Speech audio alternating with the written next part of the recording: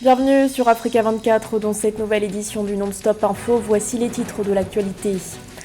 Nous considérons que 2023 est l'année du ça passe ou ça casse. Ce sont les mots de Nicolas Haysom, chef de la mission des Nations Unies au Soudan du Sud, qui entre dans la dernière étape de sa phase de transition. Le diplomate qui par ailleurs s'est dit inquiet face aux violences qui persistent dans le pays. Le 66e anniversaire de l'indépendance du Ghana, une célébration placée cette année sous le thème « Notre unité, notre force, notre raison d'être ». Pour l'occasion, une cérémonie était organisée en présence du chef de l'État bissau-guinéen Umaro Sissoco Embalo, également président en exercice de la CEDEAO.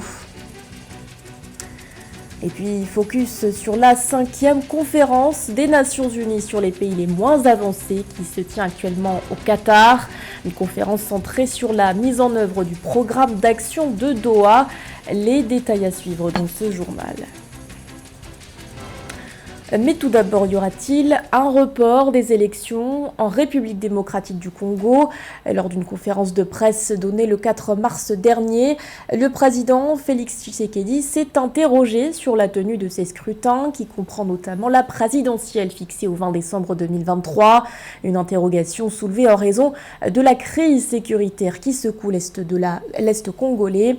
Compte tenu du contexte, le chef de l'État s'est donc demandé s'il fallait, je cite, stopper l'enrôlement des électeurs en attendant que la paix revienne. Une question qui fait réagir au sein de l'opposition. Si cette interrogation s'avère pertinente pour Adolphe Muzito, le leader du parti Nouvel Élan estime que c'est au président de trouver une solution pour assurer le respect du calendrier électoral. Dans l'actualité également, du changement au sein du gouvernement en Afrique du Sud.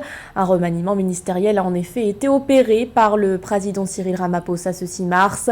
Lors d'une allocution télévisée, le chef de l'État a déclaré avoir nommé Paul Machatilé en tant que vice-président de la République. Un poste qui était vacant après la démission en février dernier de David Mabuza. Autre nomination notable, celle de Go Siencho Ramogopa à la tête du ministère de l'électricité. À peine nommé, le nouveau ministre devra déjà s'atteler à un défi de taille, résoudre la crise de l'électricité qui mine l'économie sud-africaine. La situation est telle que le 9 février dernier, le président avait déclaré l'état de catastrophe nationale. Le Soudan du Sud entre cette année dans la dernière étape de sa phase de transition. Le représentant spécial du secrétaire général pour le Soudan du Sud l'a rappelé le 6 mars devant le Conseil de sécurité de l'ONU. Il s'agit d'une étape cruciale qui doit servir à assurer un environnement propice à l'organisation d'élections maintes fois reportées. Des scrutins pourtant nécessaires pour garantir un retour à la paix durable après des années de violences armées. Gladys Mamba. 2023, une année déterminante pour le Soudan du Sud.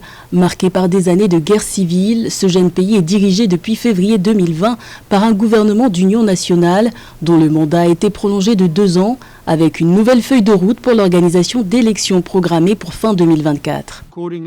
En conséquence, nous voyons 2023 comme une année décisive et comme un test pour toutes les parties à l'accord de paix. Nous pensons qu'il y a des obstacles clés que les parties doivent franchir afin de positionner avec succès le Soudan du Sud pour achever la dernière étape de la phase de transition l'année prochaine. Malgré l'accord de paix revitalisé de 2018 et le partage du pouvoir entre le président Salva Kiir et son rival, le premier vice-président Riek Machar, les violences armées continuent d'ensanglanter ce pays riche en pétrole. La MINUS, l'une des missions onusiennes les plus coûteuses au monde, avec un budget annuel de 1,2 milliard de dollars, a été sollicitée par le gouvernement sud-soudanais pour aider à l'organisation des élections dans un climat sécuritaire qui reste précaire sous tous les aspects. Le Soudan du Sud reste l'un des endroits les plus dangereux pour les travailleurs humanitaires.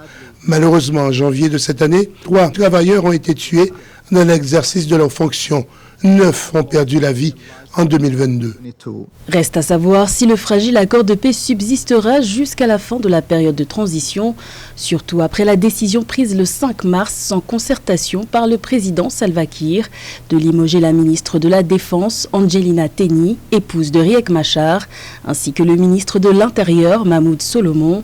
une violation de l'accord de paix revitalisé, selon le mouvement populaire de libération du Soudan en opposition, le parti de Riek Machar. Retour sur la journée du 6 mars au Ghana. Le pays célébrait ce lundi le 66e anniversaire de son accession à l'indépendance. Pour l'occasion, le président Nana Akufo-Addo s'est adressé à la nation. Une allocution durant laquelle le chef de l'État a notamment appelé les Ghanéens à poursuivre leurs efforts pour que le pays devienne une économie industrialisée à valeur ajoutée. Les détails avec Mildred Diamou. Placé sous le thème « Notre unité, notre force, notre raison d'être », le Ghana a célébré le 6 mars 2023 le 66e anniversaire de son accession à l'indépendance. Invité d'honneur de la fête nationale 2023, Umaro Sissoko Embalo, président de la République de Guinée-Bissau, et également président en exercice de la CEDEAO, la communauté économique des États de l'Afrique de l'Ouest. Les activités officielles de cette journée se sont déroulées à Ro, capitale régionale de la Volta, avec plus de 5000 participants. La plus grande réalisation de notre indépendance est le fait que nous avons soudé différentes entités ethniques en une seule nation. C'est la cession à l'indépendance qui nous a donné notre identité commune en tant que Ghanéens. Aujourd'hui, nous célébrons l'anniversaire du jour où nous avons atteint le statut enviable de devenir le premier pays d'Afrique subsaharienne à être libéré de la domination coloniale, et avec cela est venue la lourde obligation de servir en permanence de baromètre du progrès du continent. 66 ans plus tard, nous avons travaillé dur pour assumer cette responsabilité, même si nous reconnaissons que nous n'avons pas pleinement réalisé notre potentiel. La commémoration du 66e anniversaire de l'indépendance du Ghana cherche à souligner la nécessité pour les Ghanéens de s'unir pour surmonter les défis auxquels le pays est confronté. Malgré les efforts considérables pour promouvoir la paix, la démocratie et le bien-être social, le Ghana fait face à des difficultés économiques, sociales, culturelles et politiques. L'économie étant durement touchée par la chute des indicateurs macroéconomiques. Des défis majeurs tels que l'inflation galopante, la dépréciation de la monnaie locale, la hausse des taux de prêt et une dette colossale ont poussé le pays à demander au Fonds monétaire international un plan de sauvetage économique de 3 milliards de dollars en 2022. Le thème de la célébration de cette année, notre unité, notre force, notre raison d'être, devrait construire en nous le désir constant de rechercher le progrès, la prospérité et le développement du Ghana, quelles que soient les difficultés auxquelles nous sommes confrontés. Le 3 mars 2023, 72 étudiants qui ont excellé à l'examen du certificat d'éducation de base 2021-2022 ont reçu des certificats d'honneur du président Akufo-Addo dans le cadre du President's Independence Day Awards. Le Ghana a obtenu son indépendance le 6 mars 1957, après 83 ans de domination coloniale britannique, devenant le premier pays d'Afrique subsaharienne à obtenir son indépendance de la Grande-Bretagne. Dirigeants et représentants de 33 pays africains y prennent part. Le Qatar abrite jusqu'au 9 mars les travaux de la 5e conférence des Nations Unies sur les pays les moins avancés. Ce 6 mars, les participants se sont penchés sur la question de la transformation numérique, une question essentielle dans la mesure où 2/3 de la population des pays moins avancés n'ont toujours pas accès à Internet. Un sujet de la rédaction. Du potentiel à la prospérité. Tel est le thème de la 5e conférence des Nations Unies sur les pays les moins avancés qui se tient actuellement à Doha au Qatar.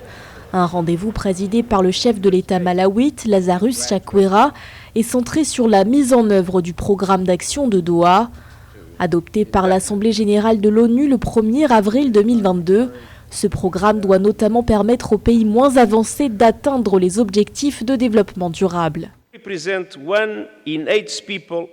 Vous représentez une personne sur 8 sur Terre et j'ai une immense admiration pour vos efforts remarquables. Mais nos pays sont aussi piégés dans des cercles vicieux qui rendent le développement difficile. Et je peux vous assurer que nous sommes parfaitement conscients des inégalités créées par notre système économique et financier mondial injuste. Nous sommes déterminés à le changer par des réformes et en accordant des ressources adéquates aux pays les moins avancés. Parmi les temps forts de ce sommet, une série de tables rondes était organisée ce 6 mars sur la transformation numérique. Une thématique essentielle à l'heure où au sein des PMA, environ 36% de la population a accès à Internet contre une moyenne de 88% dans les pays développés. Dans les détails, l'Union internationale des télécommunications précise dans son nouveau rapport que 720 millions de personnes ne peuvent toujours pas se connecter dans les PMA, soit 2/3 de la population. Malgré le développement du numérique dans le monde, des millions de nos habitants dans les pays moins avancés ne sont toujours pas en mesure de profiter des avantages inhérents à cette technologie. La connectivité numérique n'est plus une option pour les PMA, mais une bouée de sauvetage.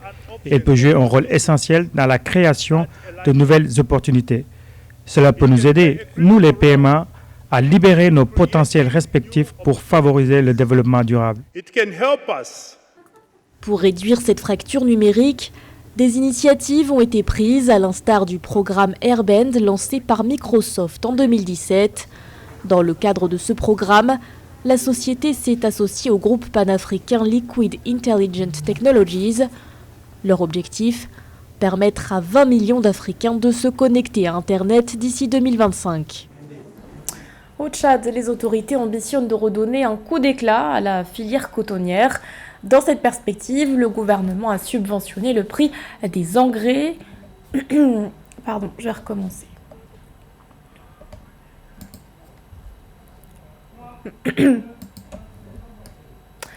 Au Tchad, les autorités ambitionnent de redonner un coup d'éclat à la filière cotonnière. Dans cette perspective, le gouvernement a subventionné le prix des engrais pour la culture du coton. Autre mesure prévue, la modernisation des usines. Plus de précisions dans ce reportage de notre correspondant Mahamat Ramadan. Depuis près d'une décennie, le Tchad a perdu sa place de producteur privilégié de coton au niveau mondial. Pour relancer la filière, le gouvernement a subventionné les engrais à hauteur de 10 milliards de francs CFA au profit des producteurs ruraux. Des investissements qui ont pour but de raviver ce secteur qui profite à plus de 70% de la population méridionale du pays et contribue à hauteur de 20% du PIB hors pétrole. C'est une population laborieuse, une population qui s'est spécialisée en matière de production agricole et surtout on est numéro 1 au Tchad en matière de culture cotonnière. Et aujourd'hui, si le général Mahamat Idriss Déby Itno a dans son plan à penser à nous, alors c'est une grande fierté et nous sommes sûrs que ça va s'accompagner de production de savon et de l'huilerie. La relance de la filière est aussi accompagnée par la modernisation des usines d'égrainage et de délintage des grains de coton qui sont aux arrêts depuis plus d'une décennie. C'est le cas de l'usine de Goulnou-Gaïa située au sud du pays qui a été totalement renouvelée pour traiter et emballer sur place les fibres et les grains de coton destinés à l'exportation. Cette usine facilitera la vie à des milliers de cotonculteurs qui n'auront plus à aller à Kélo ou à Pala pour convoyer leur production de coton. Dès la campagne prochaine, c'est-à-dire entre octobre et novembre, toute la production sera traitée ici sur place à Goulnou-Gaïa. Pour rappel, le Tchad était l'un des grands producteurs de coton dans les années 1990, mais la production a drastiquement chuté avec le début de l'exportation du pétrole en 2003, pour atteindre son niveau le plus bas en 2018 avec seulement 16 000 tonnes. Le gouvernement veut relancer le secteur pour atteindre une production annuelle de 300 000 tonnes. C'était en 2017, réunis à Addis Abeba à l'occasion d'un sommet de l'Union africaine. Les dirigeants africains avaient approuvé l'initiative des agents de santé communautaire. L'objectif était de recruter, former et déployer 2 millions d'agents de santé communautaire en Afrique. Depuis, des défis persistent. Au Cameroun notamment, les agents de santé communautaire réclament de meilleures conditions de travail. Reportage de notre correspondante Laetitia Mebenga.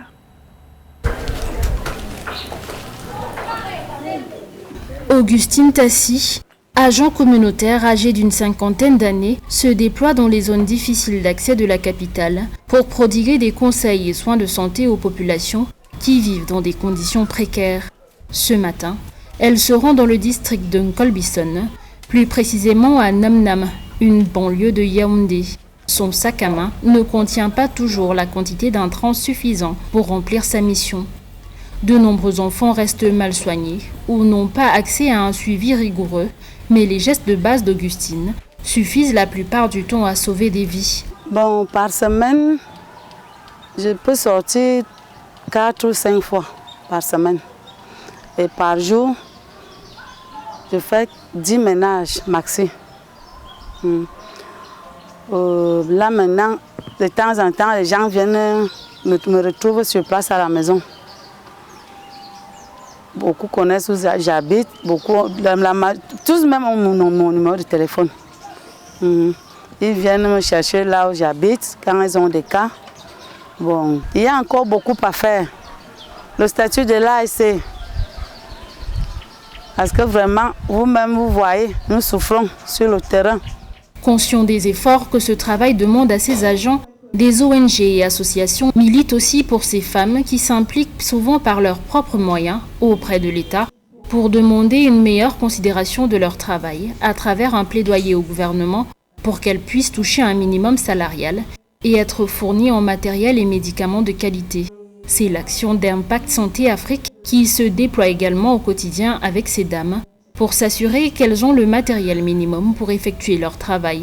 Le rôle de l'agent de santé communautaire, que ce soit un homme ou une femme, son rôle est de s'occuper des problèmes de santé des membres de sa communauté, la communauté dans laquelle l'ASC vit. C'est-à-dire, il va faciliter la prise en charge des maladies, des cas simples, de paludisme, de diarrhée et d'infections respiratoires aiguës. Il va également s'intéresser à les sensibiliser, à les donner des activités de promotion de la santé, de prévention, les encourager à aller à la formation sanitaire. Il va faciliter la référence des cas graves parce qu'il y a des cas de maladies que l'ASC ne peut pas soigner. Il a des critères de gravité qu'il connaît. Dès qu'il y a un critère de gravité, l'ASC doit référer ce membre de la communauté vers la formation sanitaire la plus proche pour une meilleure prise en charge.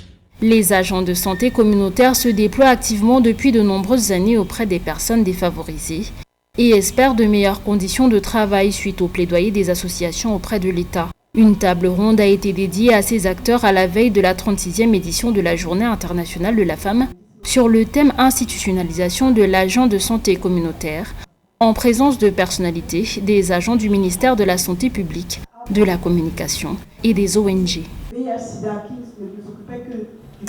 Ce journal a été réalisé par l'ensemble de la rédaction. Merci de votre fidélité. L'actualité continue sur Africa 24.